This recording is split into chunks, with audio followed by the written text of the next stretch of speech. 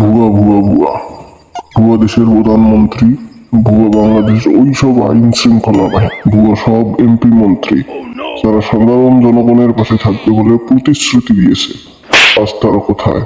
তারা কোন মায়ের আসলে নিচে লুকিয়ে আছে? আসলে তারা কোনো আদর্শ মায়ের সন্তানই নয়, তারা সব ভুয়া। যদি তারা আদর্শ মায়ের সন্তান হতো তাহলে সাধারণ জনগণের সাথে এই লড়াইয়ে সামিল হতো এবং বিজয়ের আশায় বসে থাকতো। তুই জামাচ্ছি, কনফার্ম তুই জামাচ্ছি।